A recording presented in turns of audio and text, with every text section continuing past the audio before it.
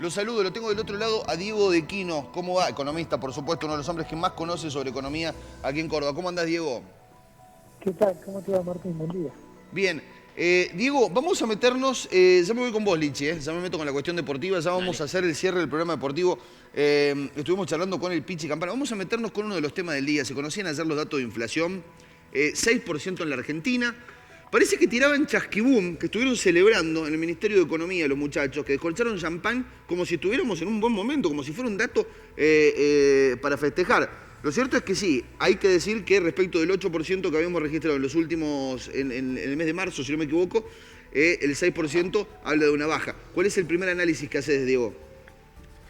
Bueno, sí, efectivamente, la inflación parece que se hubiera estabilizado en torno a valores más cercanos al 7 que al 6, digamos, porque lo que hay que mirar en el valor que publicaron ayer es que ese 6% está explicado por el 10% de los precios. La inflación núcleo, que es la principal, sería con el cual se arma el índice, dio 6,5%. La inflación de servicios dio 7,2%, pero hay una partecita del índice, que es el 10% de los precios, que es lo que se llaman estacionales, que arrojó un sorprendente 1,8%. Ese 1,8% en la fruta, en la verdura, en temas de turismo y en lo que es abrigo exterior, en la vestimenta, es lo que termina determinando que sea el 6%. Por eso es que me parece a mí que la percepción que tiene la gente en general es que la inflación en realidad es muy parecida a la de mayo, y no es que ha bajado mucho como se podría ver en el indicador general.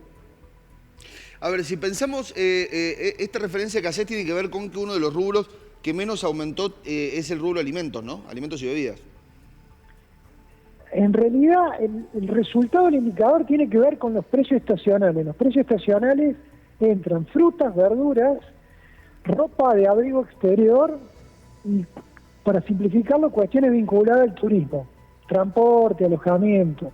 Ese grupo de precios, que es el 10% de la canasta, aumentó apenas el 1,8%. La inflación núcleo, donde está alimento, bebida, el resto de las alquileres, gasto de colegio, etcétera, eso aumentó el 6,5%. ¿Se entiende el Sí, sí, sí. cálculo? Entiendo. A ver, ¿imaginás, Diego, una perspectiva inflacionaria de aquí en adelante en torno a estos números, en torno al 6% o tal vez a la baja? Yo no le veo que la inflación baje, sí veo que va a seguir oscilando, como te decía recién, en valores que irán del 6,5 al 7,5, que es un poco donde estaba la trayectoria, sin que pase nada raro. Si pasa algo raro, puede subir mucho más. Por ejemplo, que puede pasar que haya una corrida contra el peso a favor del dólar, que haya algún tema disruptivo. Puede también pasar algo diferente, que de pronto cambie la posición financiera del Tesoro y el Banco Central cambie su política monetaria. Mientras eso no cambie, no va a cambiar el resultado. Mira, hay un dato que hay que prestar atención, que es el siguiente.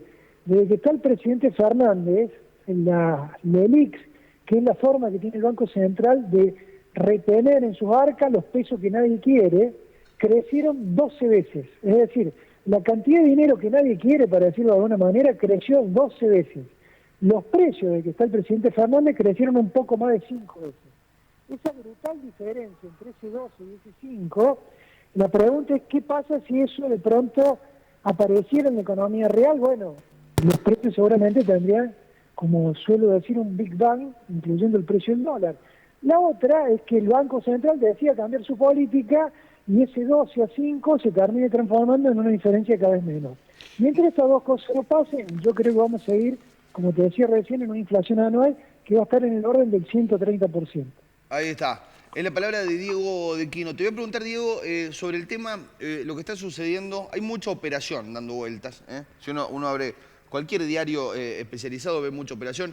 ¿Qué está pasando efectivamente en la negociación con el Fondo Monetario Internacional y cuál es el rol que está ocupando China? Si se puede sintetizar, yo apelo a tu capacidad de síntesis para explicar un tema tan complejo como esta negociación. Mira, yo lo que creo que pasa con el fondo es que el fondo lo que está exigiendo es un ajuste en el tipo de cambio oficial para que acompañe la inflación. El tipo de cambio oficial está retrasado entre un 30 y un 35%. El Fondo Monetario lo que de alguna manera dice, yo no te voy a dar dólares que te van a desaparecer de las manos el otro día, porque el tipo de cambio al cual vos vendés esos dólares es muy bajo. El tipo de cambio oficial, recordemos que está en 275 pesos hoy. Esta es la discusión de fondo y todo el resto me parece que tiene que ver con discutir eso.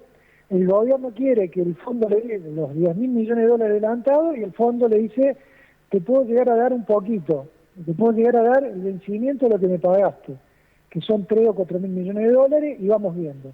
Y esa es la discusión que está en los extremos. En relación a China, la relación o la situación para mí no es clara en absoluto y me parece que poco tiene que ver en la relación con el fondo, la situación de China.